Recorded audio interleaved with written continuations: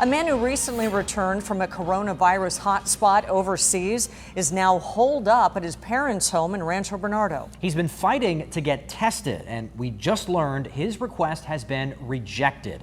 10 News reporter Rachel Bianco joins us live from Balboa Park, where county health is taking its own steps to protect the public. Rachel?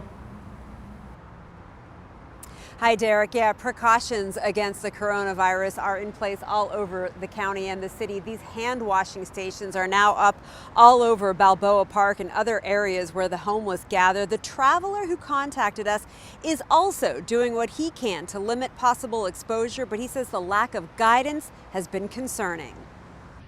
At least 200 people have died of COVID-19 in Iran. Upwards of 7,000 have been infected.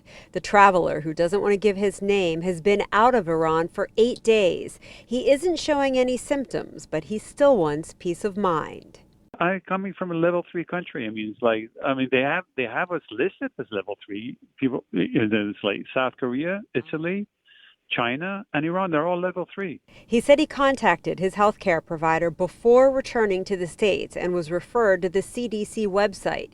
He wanted to know if he should self-quarantine at his home in San Francisco, where he'd be in close contact with his family, or if he should go to his parents. His parents are in their 80s but have a detached unit. The onus shouldn't be on me. It should be there should be some kind of response from the government, or some kind of authorities. The response from his healthcare provider came late Monday, saying he did not need to be tested and to finish the 14-day quarantine. A need is one question. I want to test. Basically, and I asked him, wouldn't you want to test? It's one thing. If you're a carrier, you want to know. It's up to a doctor to recommend someone for testing, but the CDC has the final say. Current guidelines require a patient to have symptoms, been exposed to someone who tested positive, or traveled to a region with sustained community spread. I just think people should be vigilant and demand that the government be vigilant. I just feel they should be a lot more proactive, and yeah. I feel it's going to, I feel like it's going to hit us like a tsunami.